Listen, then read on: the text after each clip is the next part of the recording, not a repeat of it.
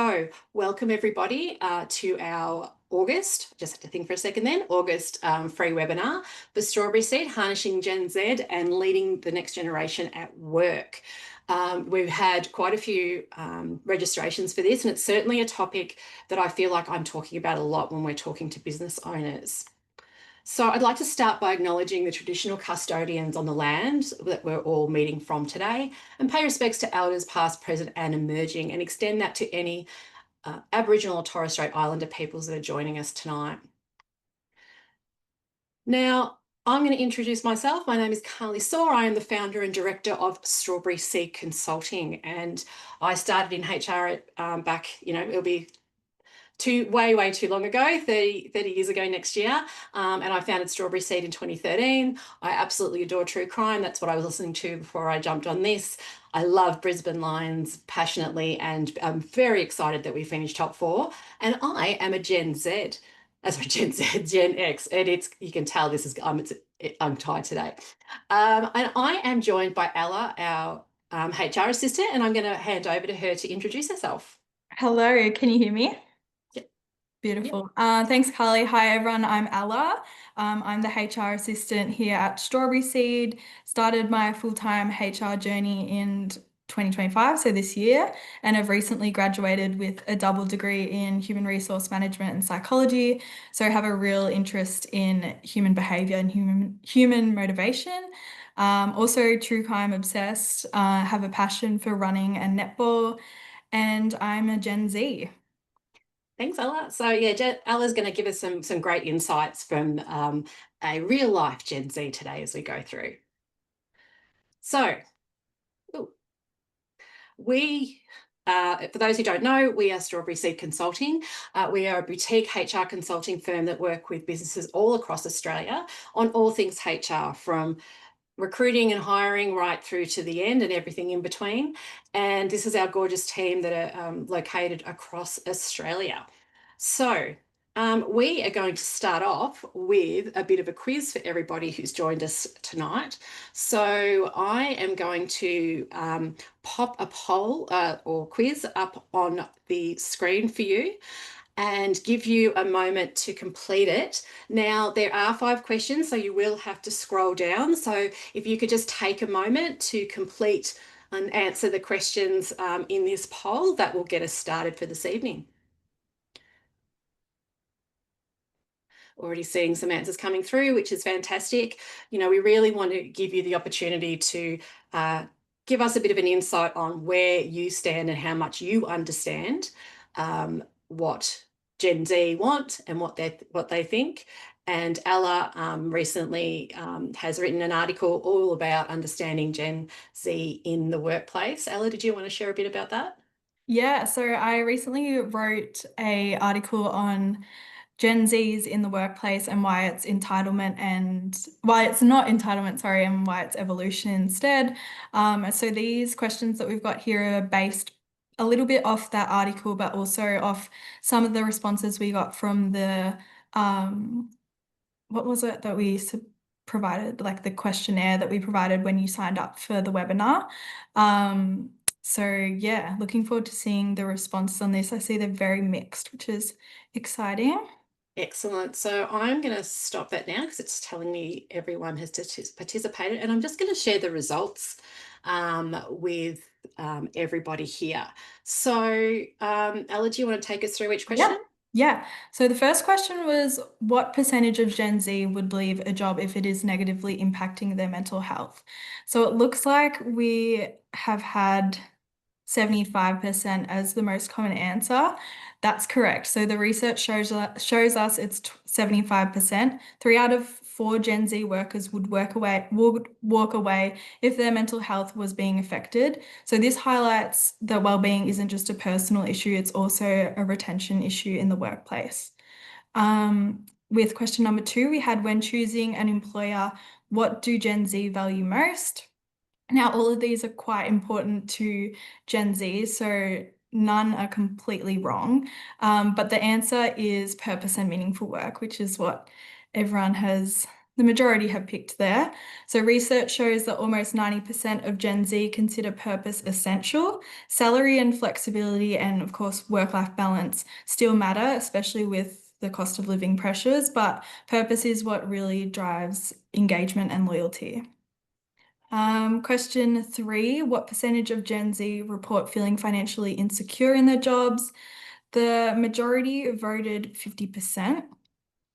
Oh, sorry, 48%, which is also correct. So research shows 48%, almost half of Gen Z feel financially insecure. This tells us that fair pay and financial stability are non-negotiables if employers want focus and commitment from their Gen Z employees. Question number 4, how often do you think Gen Z want feedback from their managers? 100% regular short check-ins, which is absolutely right. So this isn't about hand-holding or micromanaging. It's about consistent communication that helps people feel supported and staying on track. Regular feedback is one of the best ways and simplest ways to build trust with your Gen Zs. And question 5, what proportion of Gen Z would prefer to stay with a single employer if they're offered growth opportunities? So majority have said 57%, 50%, sorry. The answer is actually 88%. So nearly 9 in 10 Gen Z workers say they would stay if they see growth opportunities.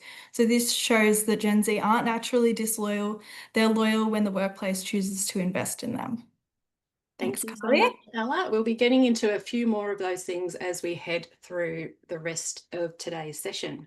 So I am going to start by talking about the evolution of work, because I think it's really important to understand that we all approach work and have experienced work differently depending what generation we have come from. And I absolutely love this quote that has been attributed to Socrates from 400 BC, which is, the children now love luxury. They have bad manners, contempt for authority. They contradict their parents and tyrannize their teachers. This is the forever theme that we hear. I have been in HR for 30 years and I have been hearing each generation complain about the generation coming in after them, and that has been happening since the dawn of time. So what we need to be honest about is that every generation, particularly the ones that get further and further away, have looked at the next generation or the one after that and gone, what are they actually thinking? Like, I just don't understand it. And that is because we come at the world with a different context. So if we take some time to understand what actually shapes each generation, we might be able to understand where the disconnects are and how we can reconnect them together. And it was interesting when I was doing some research that where the actual naming of the generations came from the baby boomers, because they were the first generation that was named.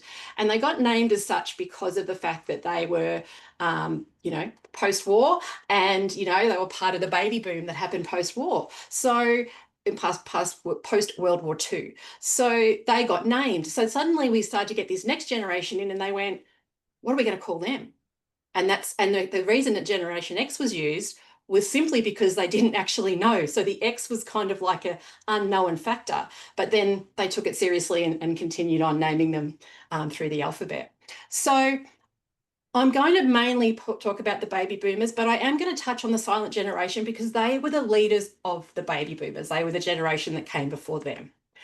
So in the 30s, we had the Great Depression, and what this did was really changed a lot of ways people looked at work. It was all about resourcefulness and just in life in general, being frugal, having duty and allegiance. You had to follow authority, and it was very much a collective survival. We've got to get through this together. So conformity became very, very important. So then the baby boomers emerged with that post-war influence. And, they had the post-war optimism. There was an economic boom that came along. They also lived through the Cold War and the hippie movement. But, that has shaped the way, and the way that they were parented and led has shaped the way that they approach work. So I think it's also important to understand how each generation experienced the world, because that also influences how they are at work. So, we had the advent of television, they had early computers. When people say, oh, boomers don't understand technology, they have had such a vast array of technological changes. And, all of their information, whether it was news or, entertainment was gate kept. It was gate kept by, you had like a handful of channels, you had your newspaper, and everybody trusted the information that came through, but it was incredibly curated. And that actually allowed a lot of people to have very similar views of the world because they were seeing the same information and receiving the same information. They birthed rock and roll, Elvis, the Beatles, and Motown, and their music was a combination of rebellion and emotional connection. Again, every generation, the silent generation would have seen their music as too loud, and it was inappropriate. They tried to ban Elvis, they tried to ban all these things. Guess what happens with every generation? They think the next generation's music is terrible, and theirs was the best. So at work, boomers were very much about hierarchy and structure. That was the foundation of their workplace that they were in. You progressed because you stayed there for a long time and you were patient. That's what helped you move through in your career. And they were often still very rigid, like the generation before them.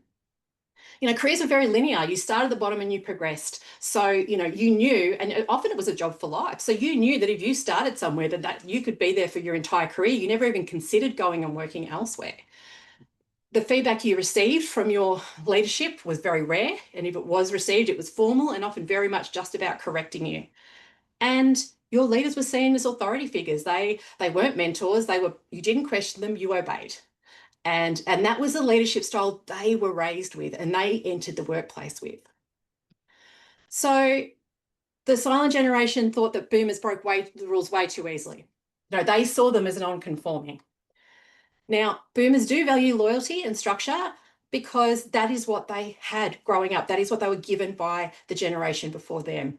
But they have tended to retain some of that rigidity in their leadership style, even though it wasn't as rigid as those before them. Now, boomers view Gen X as skeptical, disloyal, very too independent. They questioned authority, they pushed back, they started prioritizing work life over career ambition. And, every generation does disrupt the one before. It makes changes. As I said, boomers were seen by the silent generation of being these, they had this radical, they were the flower power and all that sort of stuff. And that was seen as very counterculture. But what the difference was, here is that suddenly in the workplaces, Gen X started to question things. And then boomers generally view millennials and Gen Z as spoiled and lazy, as we will continue on with. Now, Gen X themselves actually, tend to look at boomers as quite rigid, because they do like hierarchy. They do like very much outcomes. Like, you have to be seen to be working. It's very, if you're not sitting in the office working, then you can't possibly be working. So that time over flexibility and seeing them as clinging to that old traditions of work.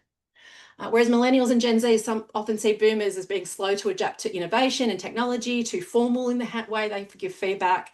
And that their leadership styles don't necessarily reflect the modern workplace. So let's move on to Gen X. We were the latchkey kids, very much the first generation of dual income households. So that very much was about self-reliance. There was no helicopter parenting for the Gen X. We raised ourselves. We were also very politically skeptical. We kind of got the end of the revolution, the revolution in, the late 60s, early 70s. We saw a lot of economic uncertainty. And, we were raised to be very independent in terms of raising ourselves. So we're very resourceful. Now, we were also known as the MTV generation for a good reason, because it was births for us. And very much as every generation is, we were defined by our music, and we went from cassettes. We had our vinyl. I still am obsessed with my vinyl. I just ordered a orange glitter Taylor Swift vinyl for later in the year. But suddenly whilst the previous generation had a few different types of music just went into all different directions. And that shaped not only how we spoke and our vocabulary, which confused the previous generations, but also like how, us as people. And I think what's really interesting is if you think about the counterculture of the late 60s that boomers might have experienced, well, suddenly there was all these little subcultures. Like, it really broke up. There was no longer like one or two countercultures. It was many subcultures that started to flourish. And part of that was because of the way we communicated. So we witnessed, those of you who are Gen X or above will remember those lovely modems that we had at the beginning of the internet, when you couldn't talk on your home phone because your internet was plugged in and you had to yell at your sibling to get off it so that you could go on and do your homework. We saw the dot-com growth and the shift from email to over to email and early PCs. Media was 24 hours. We were the first generation that had the 24-hour news cycle. So suddenly we weren't just getting TV and news up until a certain point at night with like one news at 6 p.m. Suddenly there was constant information. So we were starting to get that increase in information from different sources coming through all the time. Our technology evolved. We had the home, video VHSs and the Walkmans, and then we had the CDs, and we had the home gaming consoles, so we no longer had to go to the arcade. And job loyalty declined, and it declined because we had the 91 recession, we had the dot-com crash, we had the 2008 GFC, and we were forced to adapt and be mobile and be creative, because a job for life was suddenly no longer something that could be expected. So Gen X sort of was the first to really start to move towards flexibility through entrepreneurship, starting to give a lot more feedback upwards, and moving away from that authoritarian leadership styles. Structures were flattening, for this generation as they moved through the workforce. And Gen X kind of saw millennials as they entered the workforce as being quite sensitive, the snowflake, praise-seeking and entitled, expecting fast promotions and constant validation, and very purpose-driven work without just putting in the grind. Whereas I think Gen X were very much from the point of view of, well, I just had to work hard and work it out myself.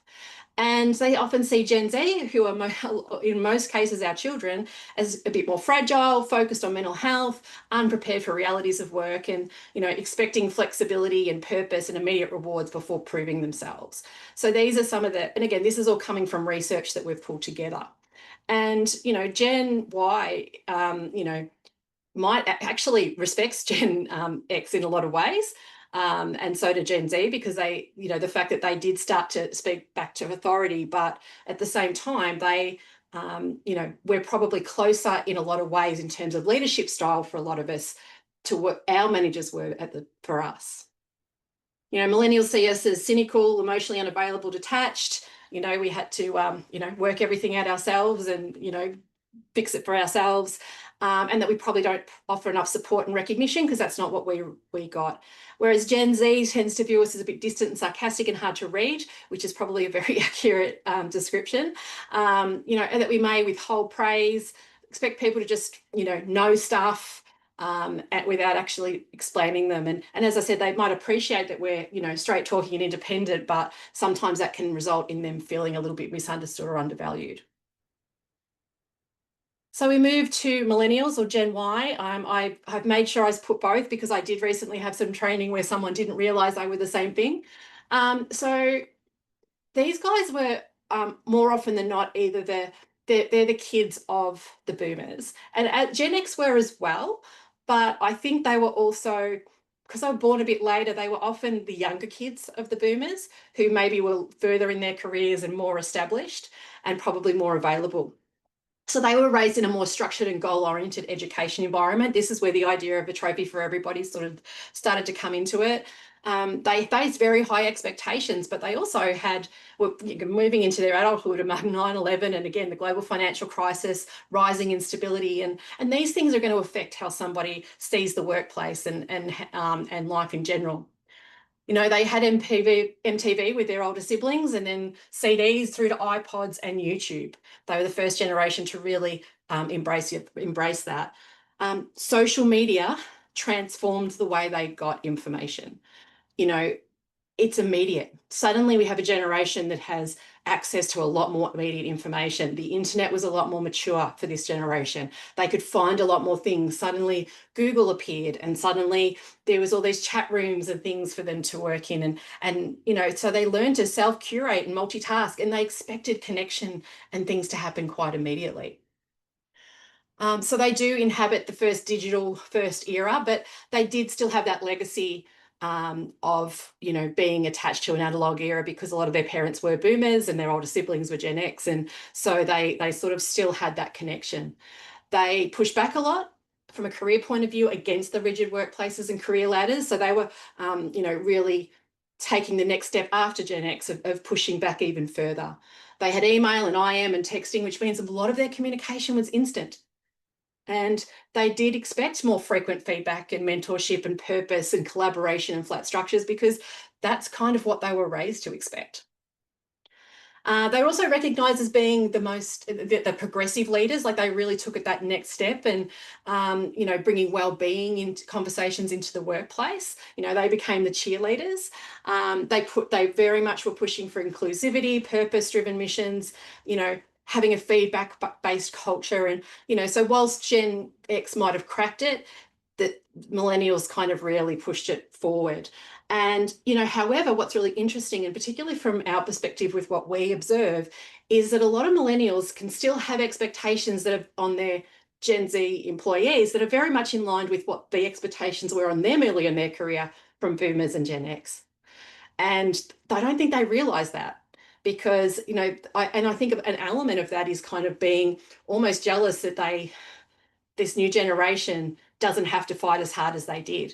And I think almost every generation has that part of what they resent about what they see as entitlement is not actually entitlement. It's actually the fact that these people don't have to fight as hard as what they did for the same thing. So they see Gen Z as impatient and online too much. They don't have a lot of resilience, that they just want meaningful work and rapid progression without building any experience.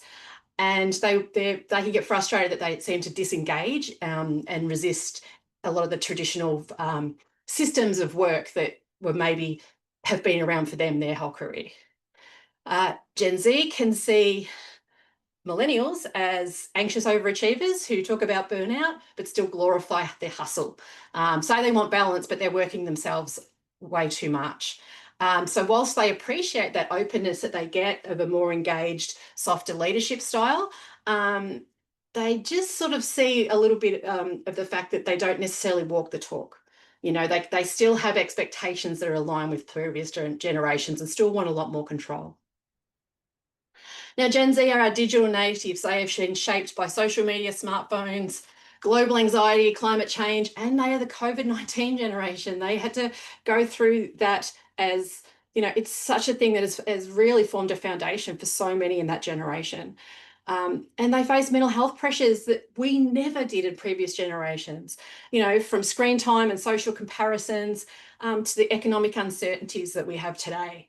Their media is instant, and they consume it via TikTok and other social media platforms and influencers, and they have access to an abundance of information through technology. And they are expected to have AI competency, and they expect that in their workplaces. They expect to walk into workplaces that are actually working with modern technology, but they also want ethical alignment. They really reject gatekeeping of information because, again, they have had information at their fingertips their whole life. So they really do prefer real-time feedback and inclusivity, autonomy, and support. They don't see work, they're not defined by their work. And, they see it as part of a meaningful life, but not the center of it.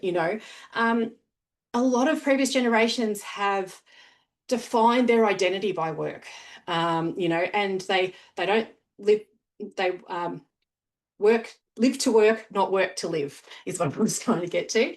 But Gen Z don't see it that way, and I think that can be really confronting for some of the previous generations who just don't understand that, because it's just so far removed from how they have seen work their whole life. Gen Z think it should fit around their values and well-being and their life goals, not be everything. They do want to contribute, they want to grow, they want to make an impact, but they don't want to do it at the cost of burning out and having mental health issues or giving up all of their personal time. So that's why flexibility and purpose and alignment with their ethics are much more important to them than job titles or something like long-term loyalty. They're not going to value the fact that someone has been somewhere 20 years. They don't apply value to that. Whereas maybe the X's and the boomers are more likely to give that apply value in that situation. So at the end of the day, and actually there was one thing that I wanted to mention on the previous one, which is, we talk about financial stability. Gen X had housing prices that were 5 times the average income. Gen Z and millennials have housing prices that are 14 times the average income. So that's why, as Ella touched on, like economics, it's just a given. They need to be worrying about that, and they are considering it. It is a big part thing for them. So there are passion patterns across every generation, right? So every generation, the older ones have seen the younger ones as lacking resilience, the younger ones seen the older ones as outdated. But each generation is just building upon the foundation of the one before it. So it really is an evolution and not a revolution. We're all influenced by the tech of our childhood, and that has influenced how we interact and how we learn and the expectations around communication. Our media has gone from being centralized, for being, very specific, to being, and centralized to personalized. It's redefining attention and belonging and expectation on how things are communicated, and also how our peers, the interactions we have with others around us. And economic stability is going to shape attitudes towards a lot of things: work, risk, loyalty, and reward. Those of us that, boomers early in their career had a lot of stability. They had, and they had university paid for and other things. And it's not about pitting the generations against each other, but it's understanding that, if you were in a generation that saw a lot of financial crises, you watched your parents go through it, or you went through it, you watched people lose their jobs, you didn't see it as stability going into work. You had the anxiety of what's going to happen, and things can change, and that can impact myself, both from a mental health and financial standpoint. So I really want to go through the rest of this thinking about this is about working together to make peace. This is about understanding different generations together. So we're learning from each other and supporting each other. No one's right or wrong, they're just different. And I think by understanding each generation ourselves and thinking about how they like to operate, it can highlight why maybe some things are frustrating. And if someone thought they were coming to this for a Gen Z bashing, they're going to be really upset, because that's not what I'm here to talk about at all. I'm here to help gain more understanding so that you can change perspective and reframe how you look at things. And maybe that will help you and your employees, in terms of, how you lead them in the future. So let's deep dive into our understanding of Gen Z. They're the first true digital generation. So they have had unlimited access to information. They have had, a lot of their identity shaped by algorithms that have curated feedback, that validation through likes and shares.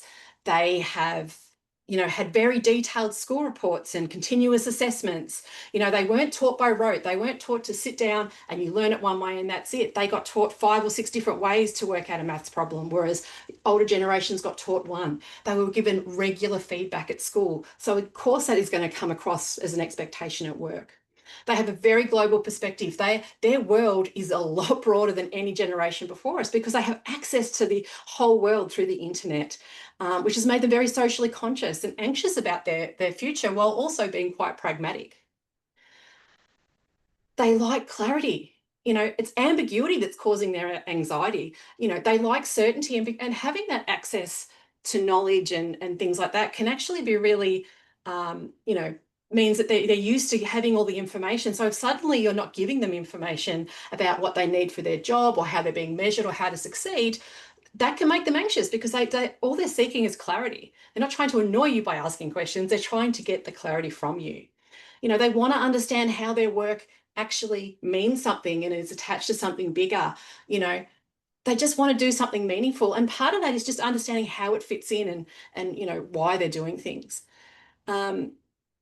They've been raised with so much choice, and, they want flexibility. There's nothing wrong with wanting flexibility. They want to have a say with how things get done. And, they don't see digital fluency at work as a perk. Like, having good systems at work is not a nice to have, it's a must have. You have to be transparent and tech integrated and really responsive to really get the most out of them. Inclusion is a very big thing for them, and values alignment, because they are a lot more aware of what their values are. Older generations were given their values. They were told what they should value. This generation has been able to form it themselves, and they will quickly disengage from a workplace that doesn't actually give that to them. They've been taught at school about bullying and what's acceptable behaviour, and to have a voice and to stand up for it. So of course that's going to continue on into the workplace. 49% of Gen Z said they would leave a job if they didn't feel like it aligned with their values. So, you need to make sure that what you're doing is aligned with the future generation to ensure you still have employees coming through. They want that real-time feedback. Everybody realized that in the survey, which was great, but they see annual reviews as being ghosted. Honestly, why are you not talking to me? They want continuous conversations, to be practical and two-way, not just sit down and tell you how you're going once a year. Um, and they do want flexibility, but they also want connection. Hybrid work is what they really enjoy. I certainly know for Ella, she loves coming in the office. They don't want to be isolated. They want that collaboration, the mentorship, and the connection with others.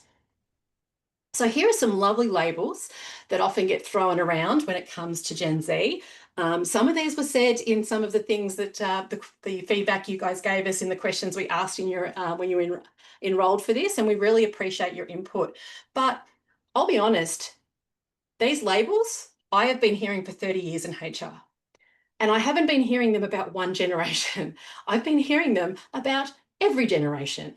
And I hear them all the time. But I think what happens when we kind of have new employees entering our workplace, and Gen Z are the newest employees in a workplace, that we immediately go, oh, it's because they're Gen Z that they're showing these things.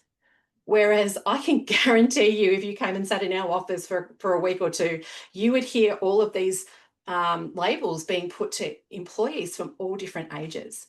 And, none of that is new. So we're redefining, they're not lazy, they're redefining what productivity looks like. They value efficiency over just being there. I used to joke, that there was an organisation that I worked for, and my boss said, I don't care if you come in 10 till 2, as long as you get your work done. I don't care. I was a salaried employee. And I love that. And sometimes I was there really late because I was just trying to get, but if I was really efficient and I could manage my time, it made such a difference to my job. Where there's other organisations where I'd worked, where if you walked out the door at 5 o'clock, they go, oh, bank hours. And you'd go, but what does me sitting here on my computer pretending to be doing work do? If I've got my work done, great, I should be able to leave.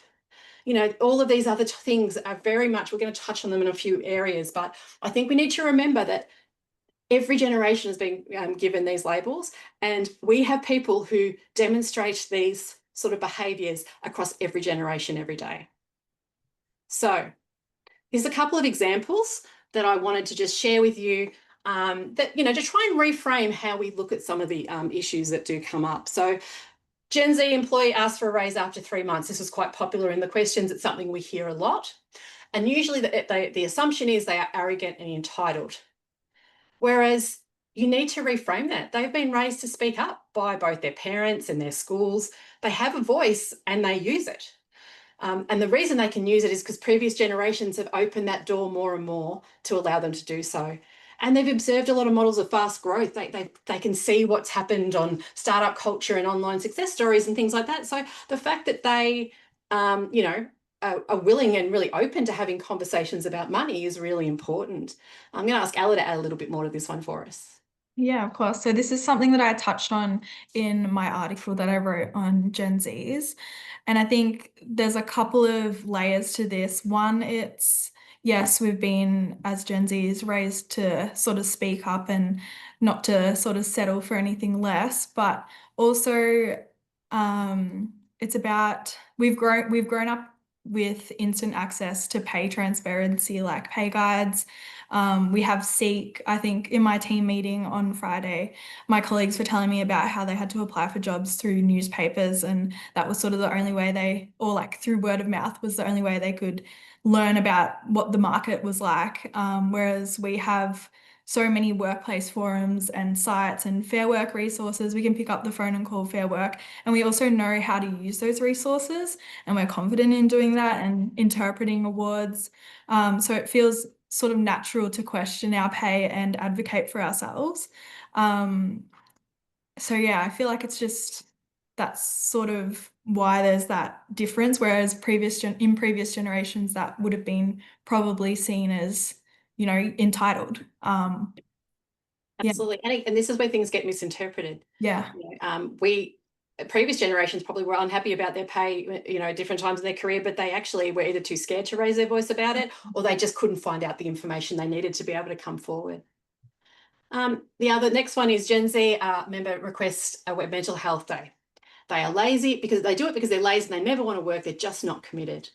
And again, we need to reframe this. They have grown up watching previous generations burn out. They've watched the trauma in previous generations.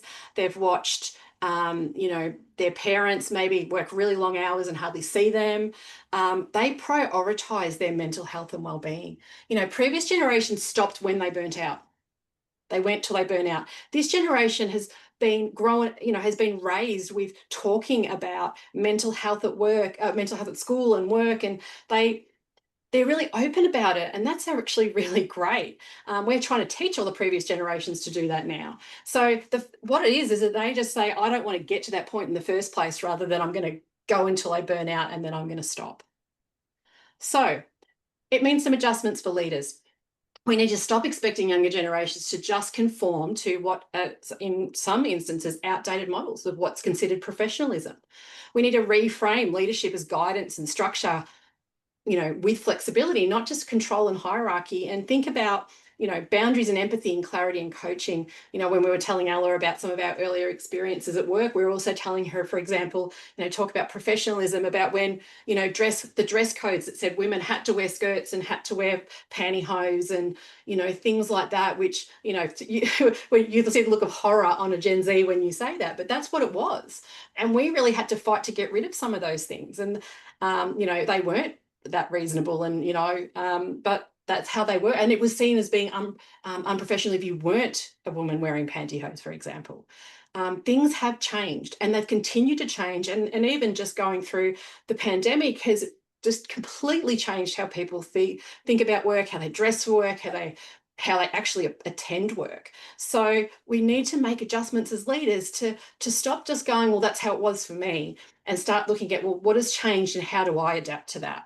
So we're going to go through some of the leadership challenges, and we've actually we've taken some of the questions that you guys actually put in as things that are frustrating you, and tried to make sure we touch on those. Here's some of the things that you told us, and I'm not going to go through all of them. They're a little bit of a summary, but there was a lot of consistency in some of the feedback we're getting. Now, it's really important to remember that just because that, again, I think a lot of it is going to be reframing. But what we're going to do is we're going to go through some of these issues in more detail to try and really help you understand, and maybe some strategies to help you overcome. So let's start with work ethic and motivation. There is the idea that Gen Z lack drive and commitment, or willingness to go that extra mile.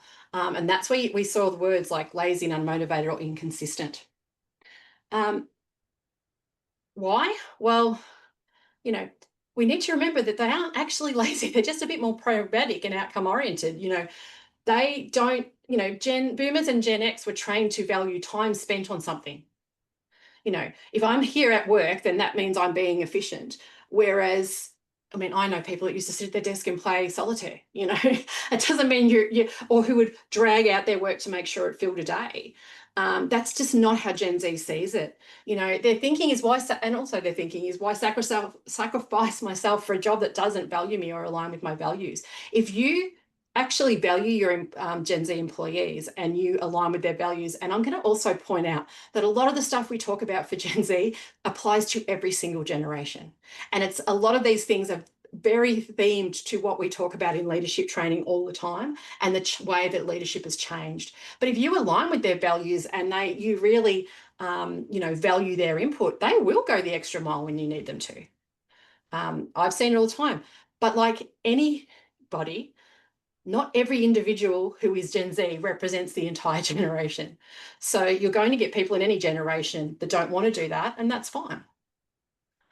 Now, a bit of research that 74% of Gen Z workers believe working smarter is more important than working harder. That came from a 2004 report. And 65% say that they perform best when their work is tied to a sense of purpose. So what strategies as a leader can you look at putting in place? Well, you need to define what success looks like. You need to have clarity on what the outcomes they need, not just here, do this, but hey, here's what we're trying to achieve with this. Here's what we're trying to get to. Set KPIs and deadlines. It's not just showing up and sticking it out anymore. You need to break things into smaller milestones and quick wins. If you worked on a 3-year project and you only got feedback at the end of it, like you just didn't know how you were doing. This generation, and even the millennials are not going to really accept that. So, break it into small parts and, have more check-ins and celebrate the small wins along the way, not just the big one at the end. And also celebrate the effort as well as the output. Particularly, you've got to remember that Gen Z are early in their careers. They're just entering the workforce and they're learning a lot. So, like the fact that they are learning things so quickly, that deserves to actually have a, hey, you're doing a great job, and it reinforces it and makes them motivated to want to continue to do it. So the next one was entitlement and instant gratification.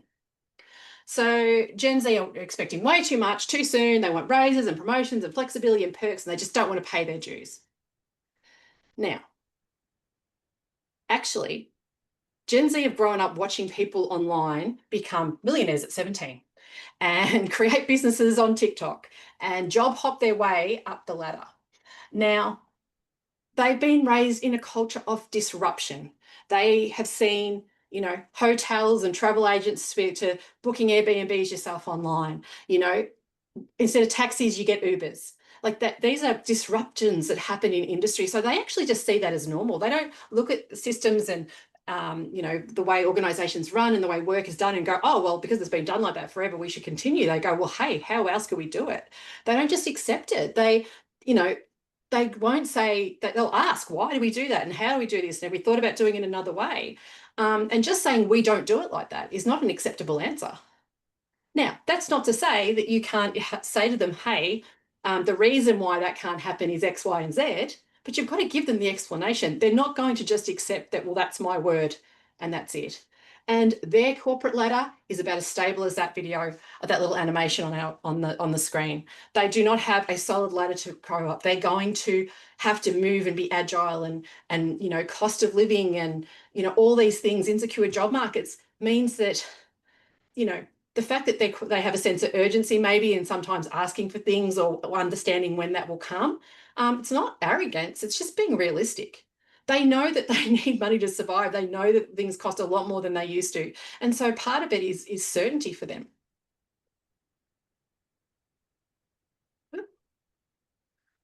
So some research here is financial security and opportunities for rapid skill growth are the top reasons they accept or leave a job. And 43% believe that 2 years is enough time to earn a promotion in a new role. People move jobs really quickly. And what's interesting is, I'm a Gen X and my best friend and I went to uni together and we started jobs at the same time. And I probably moved jobs every 3 to 4 years-ish. And she stayed with the same company for like 20 years. And a lot of our friends would say, oh, you've moved all the time. And she stayed at the same place. But she actually moved jobs the same amount of time as me. She just worked in a very large conglomerate where she could move jobs within that. I moved organizations to move up and out. And that's just how, it became. So, if you're not giving someone a path for growth within their organization, then they don't know what's going to happen and how it's going to happen. So, you want to be really clear about developing some frameworks of how will they progress? How can they progress? What does that look like? Explain how, they don't necessarily understand how everything at work, in a workplace works with pay bands and how promotions work and, how, building your skills can, help progress you. So help them understand it. They can't know it by osmosis. So use language of next steps, like here's what it would take. When they come to you and say, here's what I think I want, and you don't agree with them, they're ready for that, explain why, and then explain what they will need to do and show to get there. Now, another one is feedback and communication, which we've touched on a few times. Gen Z can often be seen as misreading the tone of leadership or reacting poorly to criticism or, preferring digital over direct conversation. Now, they are raised on constant digital immediate feedback, comments and algorithms, and but also at school and in their education, they got a lot of structured feedback. And so they do expect clarity and direction and encouragement because that's what they've had through their school life. And they're much more aware of tone and psychological safety. You know, our I had boomer I've witnessed boomer leaders talk to people in the most horrific ways early in my career. We were told to just shut up and accept it. This generation won't.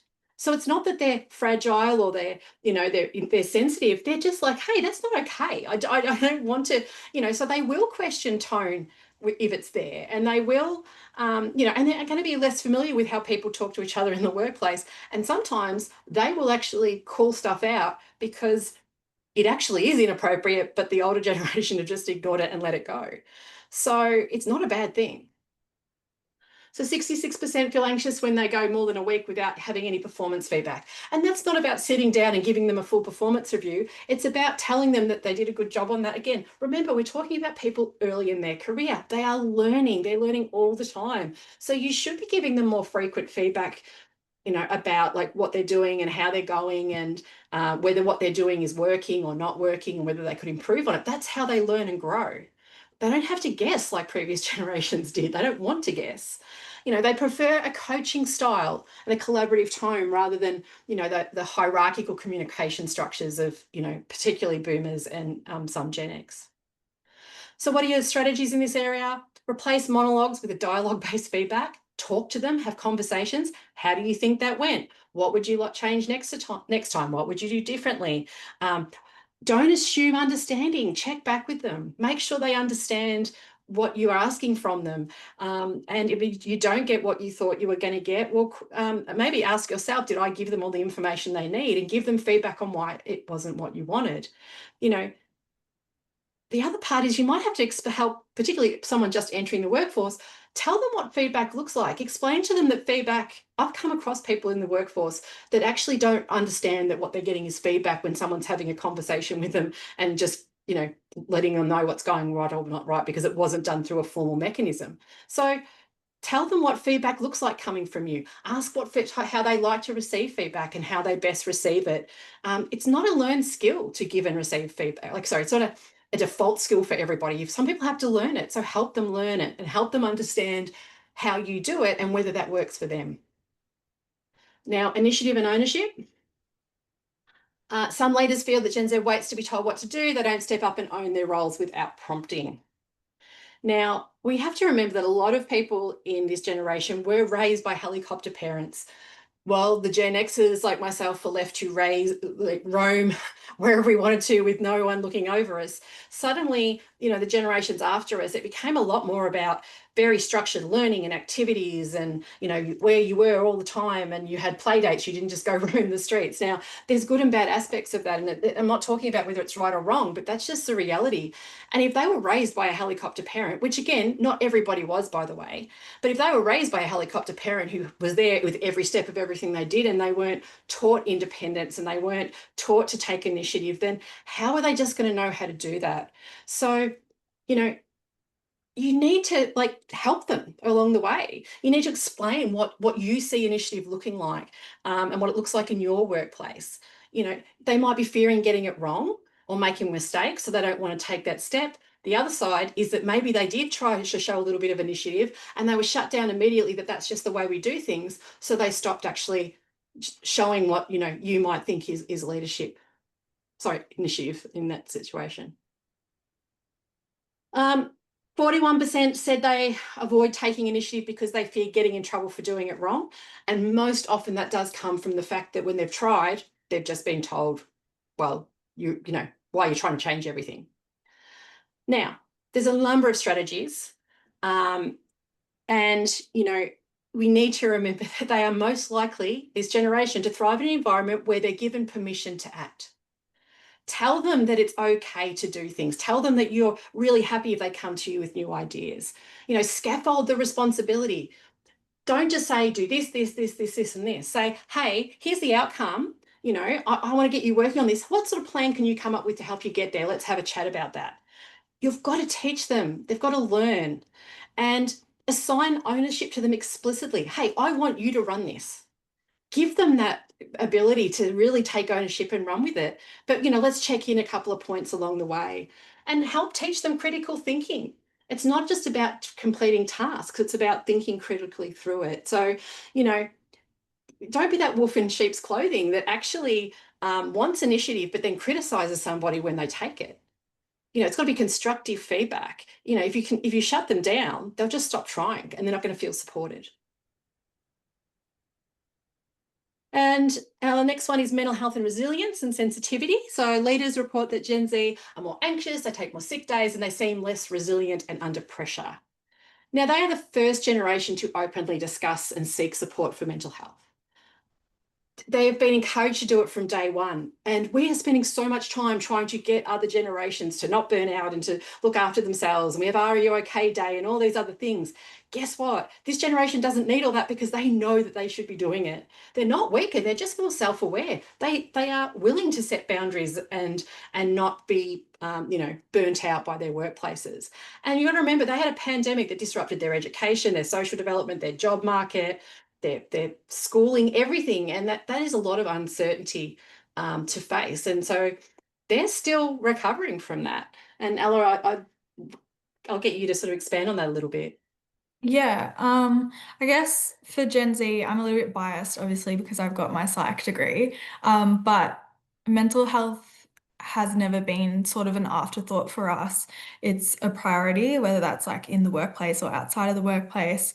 And we will look for employers who recognize that performance and well-being go hand in hand, and that where mental health is supported, we are going to be more engaged, more creative and yeah, just more present in the work that we do.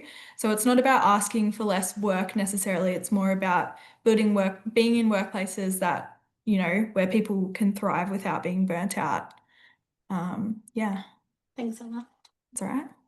So 75% of Gen Z respondents reported mental health as a top concern, which has moved up from 50% 5 years earlier in that same survey. And they are 2.5 times more likely to discuss their mental health at work compared to older generations. That's a good thing.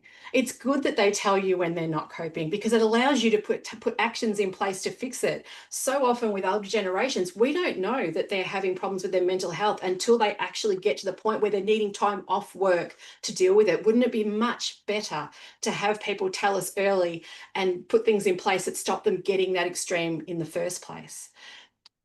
So, as strategies for leadership, normalize rest and mental well-being without lowering expectations. You need to model that for them. If you're modeling for them, hey, you've got to work 80 hours a week, and that you can't understand why they don't want to do that same thing as you, it's because working 80 hours a week is not a good thing to be doing in the first place. Check in on their workload and their emotional load. Like they might be working really well and producing a lot, but they might be really struggling. And maybe you can make some adjustments or do things to help them. But if you don't ask, you don't know. Offer employee assistance programs. It's such a simple thing to do that it's not your job to fix them. Yes, they are more likely to talk to you about that. And I've had conversations with many leaders who that freaks them out completely because they're like, I don't know how to fix it. You don't have to know how to fix it. If someone talks to you about the fact that their shoulder's sore and, it's been hurting for a while and they think they heard it on the weekend, you don't panic and think, oh my God, I don't know how to help them fix it. You make suggestions to them that might help them, and go, hey, maybe you should go to the doctor about that. Maybe you should do something. It's no different with mental health. And so remember they were taught not to tolerate bullies, not to actually address mental health issues. And so, make sure that you listen when they talk. Now, they don't want to work like previous generations did, and that is okay. We hear that the challenge is they want more balance, more flexibility, fewer hours, even when they're early in their careers. Guess what? There's nowhere that it says you have to work full time in one job anywhere. They just don't have that same expectation that previous generations had. You know, they watched millennials burn out. They watched their parents sacrifice themselves for work that in many cases, particularly through, financial crisis and things like that, offered no loyalty in return to them, regardless of how hard they worked. And they're actively trying to not build careers that get them a certain job title, but careers that actually don't consume them. They're trying to mold the way that they work to how they want to be, not let work mold how they are. So 60% say that flexibility is an absolute deal breaker. when they choose a job. 71% say they'd turn down a role that didn't support work-life balance. And we need to remember that if workplaces don't continue to evolve, this generation is just going to be more and more and more in the workplace. That they are continuing to grow. They are, the boomers are moving out, they're retiring, and even the X's are starting to retire. So we're going to be, these are the people in the workplace. And if you don't evolve and start to think about how you can offer more things around work-life balance or flexibility, then you might start to find it hard to actually find people who want to work for you, because if others do it, they'll go work there. So some of the ways you can help with this are to set some very clear performance expectations and goals, so they know what they've got to obtain and what they've got to do. But create some flexibility, but with boundaries. It's not about saying yes to everything. It's about going, okay, I'm happy to have you for you to have flexibility in this way, but it has to be within these parameters. It has to work for both the business and the employee. And I know, and I certainly have seen instances recently where people have asked, just with clients that have asked for leave without pay, and to say, well, I don't care if the business doesn't want to do it. Like, that doesn't affect me. That's not my problem. Well, it's helping them understand that they are not in isolation. Their needs aren't in isolation. The decisions get made around flexibility and time off and things like that, taking into consideration the individual employee, the rest of the team, the business itself, and often our external stakeholders like customers or clients or patients. So, it's teaching them about why sometimes the answer is not yes. And maybe when what is available and what isn't. But it's not an all yes or all no. It's not black and white. So focus on energy and impact, not time and presence. I would rather have someone who comes in and does awesome work, is high energy and makes a lot of impact when they're there, but also has but rather than just have someone who sits there for 38 hours a week and I see everything that they do, but they're not actually working at their best. So how do we lead into the future? So just to finish up, I'm just going to talk about a couple of little small points. So it used to be about hierarchy and authority and control. Gen Z now want leaders who are teachers, so coaches and commanders, not guides and gatekeepers. They are new to the workplace. This could be their first job. This could be the first time they've ever worked in a professional environment. They are not going to just know everything. You have to help them. You have to teach them. You have to help them understand how things work and what works and what doesn't work. Not just roll your eyes and get frustrated at it, but kind of go, okay, well, maybe they don't actually understand.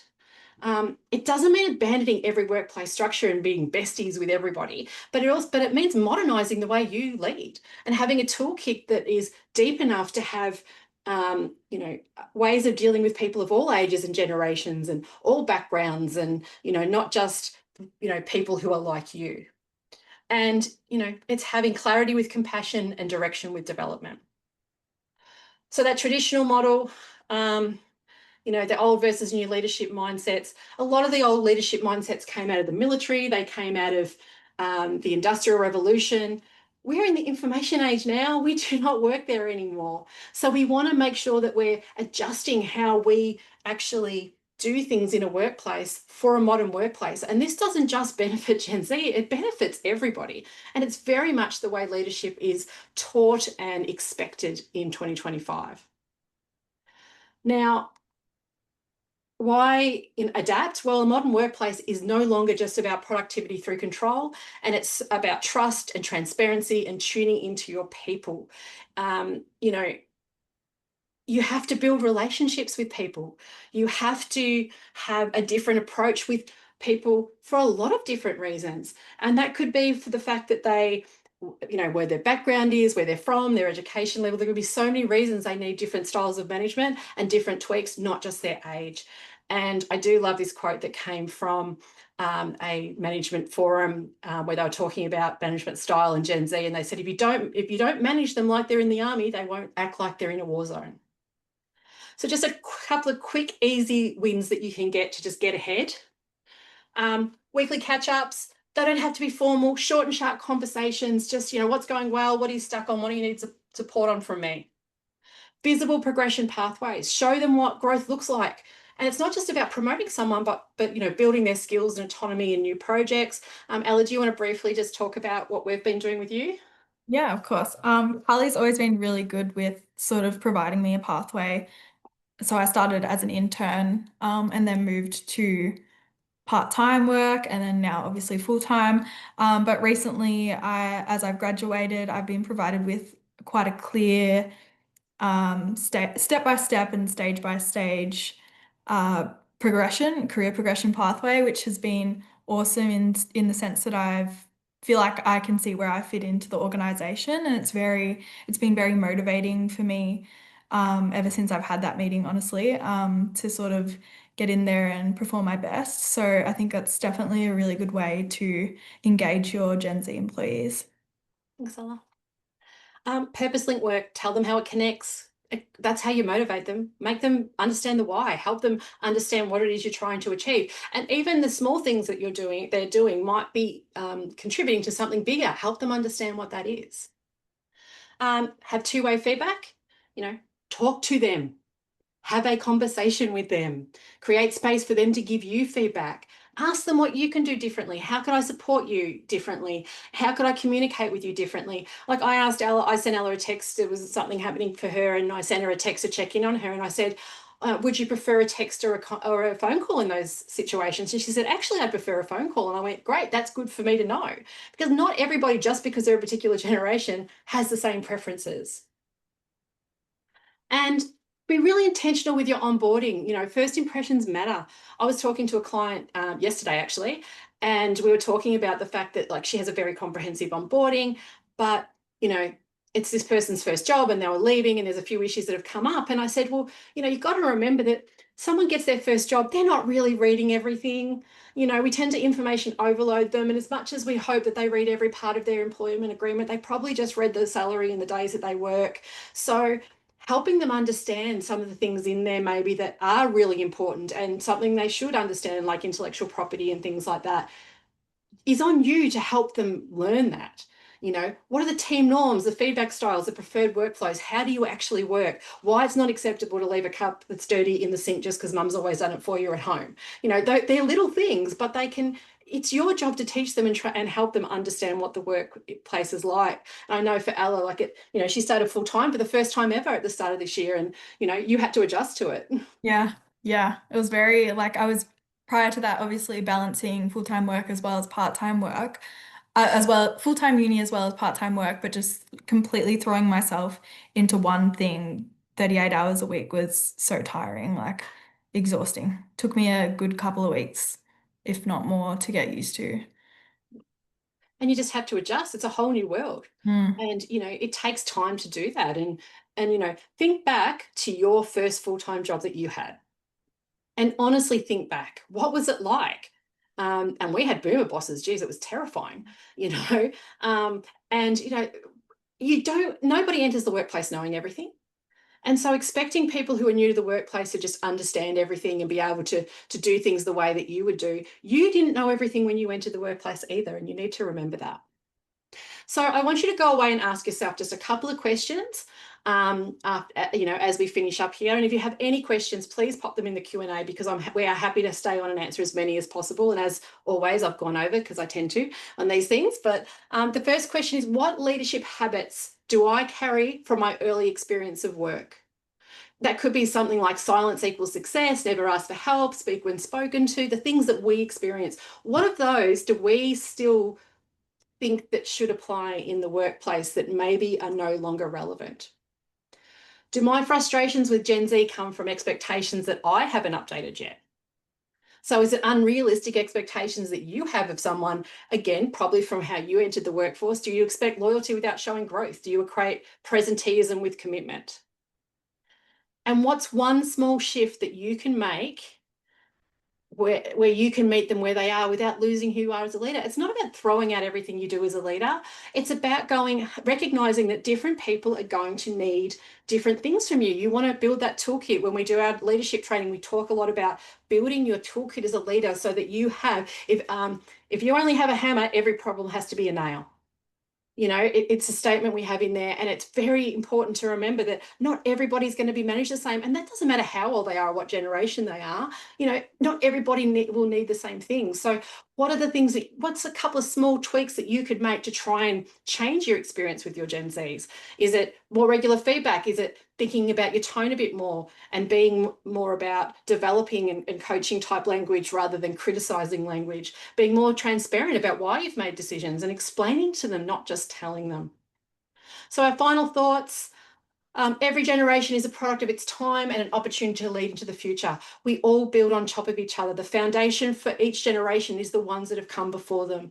You know, one cracks the door open, the next one opens it a bit more, the third one opens it, and then the next one gets to walk straight through without the same impediments. That's a positive thing. It's not a negative thing. And leadership is not about being in charge, it's about taking care of those that are in our charge. The reason that workplaces can continue to grow is because we bring people along for a journey with us and we support them. So just before we do Q&A, we do our September webinar will be HR Essentials for Small Business Owners, really just going through some of the basics that everyone should have in place, that we'll send you details when we send you this recording. We have our last public leadership training workshop for 2025. That will be in Geelong in Victoria on Monday. We had our last one in Sydney last week, and there is an early bird discount available, though we're probably about halfway sold out. So that's already starting to fill up. And, you know, that's sort of it from us today. So I'm going to see if we have any questions in the Q&A that anyone would like to ask. We are more than happy, either Ella or myself or both of us, to stay on and answer any questions that you might have, if anyone wants to ask anything specific. The floor is open to you guys. Okay, that's really unusual. We normally get at least a couple of questions. So look, we are always open to chatting about these things, and sometimes it's just perspective. You know, so often when someone rings us with an issue with an employee, and one of the first questions I ask is, how old are they? And I'm not asking that because I'm getting ready to go, oh yeah, well, it's Gen Z, what do you expect? I'm asking that because it changes the perspective on how you might handle the situation. Because if you've got somebody working for you who's young and new, then they might really, they're going to need more support than someone who's been around for a while. So here's a question. Is expecting a call rather than a text when calling in sick an outdated mindset? Look, to be honest, I don't see what the difference is. I personally am more than happy to get a text from one of my team, mainly because of the fact that, you know, it doesn't have to be a phone call anymore. It is a little outdated. Now, it also depends on the circumstances and what the person does. Now, if the person has to kind of pass on some information that might be needed for the workplace for that day, a phone call is obviously going to be a better option if that's possible. But I have no issue with any of my team just sending me a text, because at the end of the day, they're providing me the information that I need. And, you know, we don't, it can be the difference sometimes in terms of how you look at your culture. Like, you know, I trust my team, and I trust that my team takes sick leave when they need it. I know I know because I work in HR that not everybody can do that. But, you know, if that person's preferred way of communicating is text, and they send you a text and say, hey, I'm out for it, and you go, yep, that's great, just make sure you get a certificate or whatever, and that's absolutely fine. And to be honest, I would much rather one of my team text me at 7 a.m., Miss Ella, who had COVID the last couple of days, and say, hey, I'm not going to come in the office and work, than actually call me if I might have still been asleep. So yeah, honestly, I think that I would be more flexible with it. I think it's something, again, contextually, if you need them to pass on information or other things, then that's you know, maybe a bit different. But yeah, I don't have an issue. I would never have an issue with, you know, just getting a text. Thank you for that question. Are there any other questions that anyone might want us to look at before we go? As I said, we're more than happy to talk through these issues. We often talk about them with clients, and yeah, we do ask that question, because one of the things you need to make sure of is that if you're going to manage someone on an issue, that you're managing them on an actual issue, not just on a frustration that you had that could be maybe overcome by slightly changing your leadership style. So thank you everybody for attending today. We very much appreciate it. You can get all of our recordings on our YouTube channel and our website. We'll be sending this out to everybody. I'm going to send a couple of links to a few other videos and things that people might find interesting about understanding the generations. But if you have any questions, as always, please reach out to us. I'd like to thank Ella for joining me today on her first webinar with Strawberry Seed. I highly recommend that you read her great article on the evolution, not, what was it? What's the title again? Why it's oh God. It's getting late. Yeah, it's my bedtime. Why it's not entitlement, it's It's evolution. evolution, that's it. Yeah. So I highly encourage you to have a read of that from a Gen Z point of view. Thank you very much. Thank you so much for your feedback, Nikki. Really appreciate it. Thank you to everyone that attended, and we will see you at our next webinar in September.